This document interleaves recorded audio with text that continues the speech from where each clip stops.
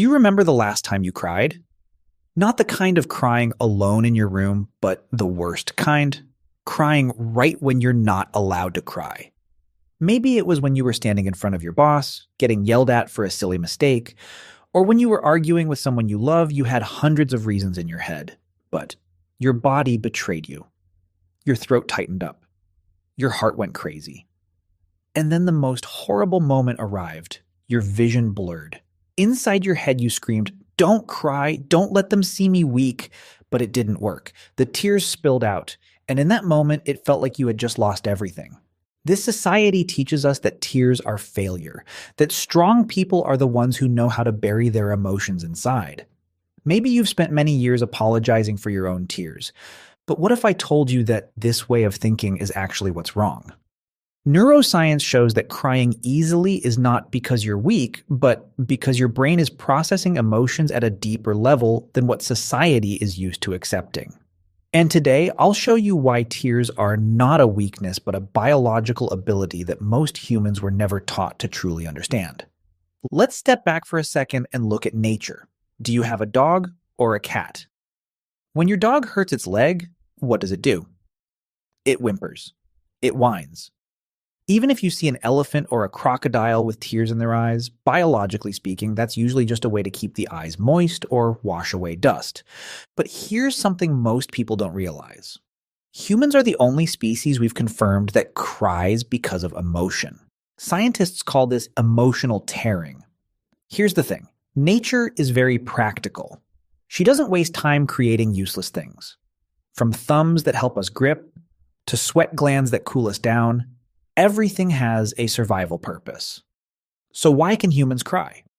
If crying were weakness, then our ancestors, the ones who sat down and cried the moment they saw a tiger, should have been eaten a long time ago. How could that crybaby gene possibly survive until today? But no, the genes linked to being easy to cry didn't disappear. They survived and grew stronger over millions of years. That tells us one thing. Crying must serve a real survival purpose. So don't call yourself a crybaby, and don't call yourself too sensitive. In psychology terms, that's sometimes called high emotional permeability. Think of emotions like light. For most people, it's like wearing sunglasses. Everything they see and feel is toned down. They feel sad, but only a little. They feel happy, but just enough. And you're not wearing sunglasses. Your emotional filter is clear. You take in the world in 4K, ultra high definition. When you're happy, you're insanely happy. When you're sad, the sadness cuts deep into your core. Being easy to cry is often just the result of a nervous system that feels everything more vividly. It's not a defect. It's a premium feature. To really understand this, we need to step into the lab for a moment. Have you ever tasted your own tears? Salty, right? But did you know that not all tears are the same? Back in the 1980s, a biochemist named Dr. William Frey conducted a very unusual experiment. He collected people's tears, analyzed them, and divided them into 3 types. The first type, basal tears. Your eyes are always a little wet, right? That's this type. They are released constantly to keep your eyes moist and fight bacteria. They're like motor oil for an engine, nothing special. The second type, reflex tears. These show up when dust gets into your eyes, or the classic case, when you're chopping onions. Their job is to wash away foreign objects. They're like a fire hose. But the third type is today's main character, emotional tears, also called psychic tears. These are the tears that flow when you break up with someone, when you're stressed out, or when you watch the ending of Titanic. What Dr. Frey discovered was this. When he tested all 3 types of tears, he found that emotional tears had a completely different chemical makeup from the other 2. They contained much higher levels of protein. But more importantly, they were full of stress chemicals.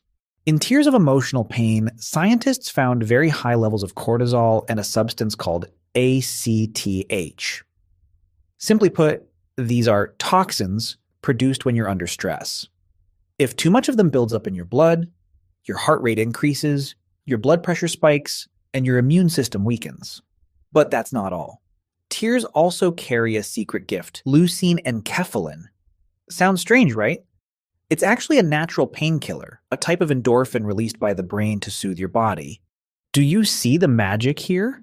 When you're under pressure, your body is literally being poisoned by stress chemicals, and crying is the way your body opens the floodgates, flushing those toxins out through your tear glands, while at the same time pumping natural painkillers into your bloodstream.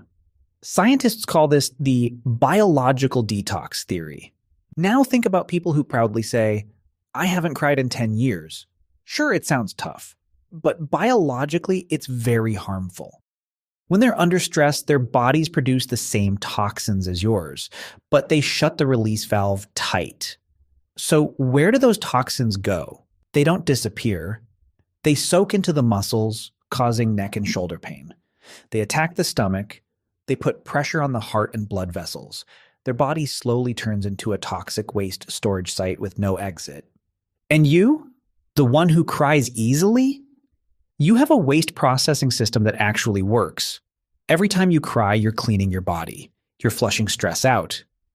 That's why, even though you feel exhausted afterward, with swollen eyes and no energy left, deep inside you feel strangely lighter, like the sky after a storm. Everything feels clear again. The chemical benefits are just the surface. If you look a little deeper, you'll see the real story lies in the nervous system. Have you noticed that after a full-on crying breakdown, the kind where you cannot catch your breath, your body shakes, and your chest feels like it is about to burst, you usually feel completely drained, sleepy, and then strangely lighter afterward? That's because crying is one of the most powerful state-switching mechanisms of the brain. Our autonomic nervous system has two main modes of operation. One is the sympathetic system, also known as fight or flight mode. In this state, your heart beats fast, your muscles tense up, and your body stays on high alert, ready to deal with danger. The other is the parasympathetic system, which is rest and recovery mode, where the body relaxes, heals, and restores energy. The problem is, many people don't cry. And when they don't, they often get stuck in sympathetic mode for too long. Always tense, always guarded, always in ready-to-fight mode, even when there's no real danger anymore. And research shows something interesting. Crying does activate the sympathetic system at first, heart rate goes up, and emotions surge, but right after that, it strongly activates the parasympathetic system. Tears act like a biological signal sent to the brain saying, the danger has peaked. Now it is safe to cool down. People who cry easily tend to have a built-in reset button. They can bring themselves from extreme panic back to calm much faster than those who try to suppress everything with logic alone. That's emotional regulation. And this is where many people get it wrong. People who cry easily are not bad at regulating emotions. On the contrary, they have one of the clearest working regulation systems. They release pressure as soon as it overloads, instead of holding it in until the pressure cooker explodes. But the story doesn't end there. Think about a strange thing you've definitely experienced. Why do you cry so hard while watching a movie? You know it's actors, you know it's fake, so why does your heart still tighten like you're the one going through heartbreak? The answer lies in a tiny area of the brain called the insula. You can think of the insula like the brain's Bluetooth connection.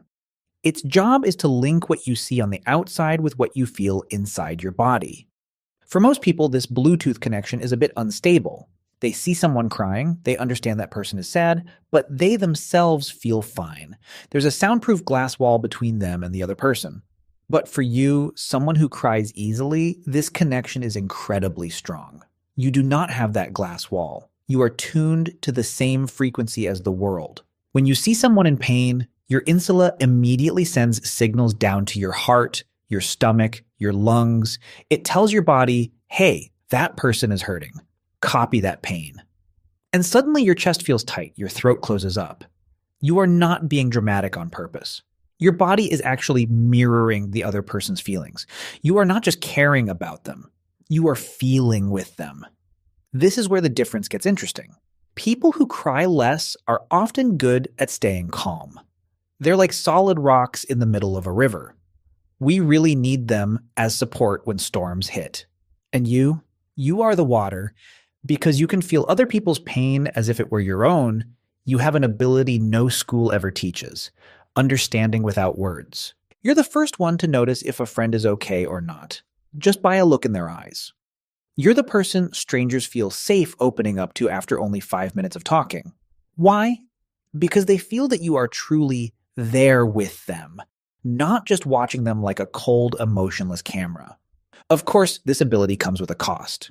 The cost is that you feel sad more easily and get hurt more easily. But remember this rule: emotions come as a package deal.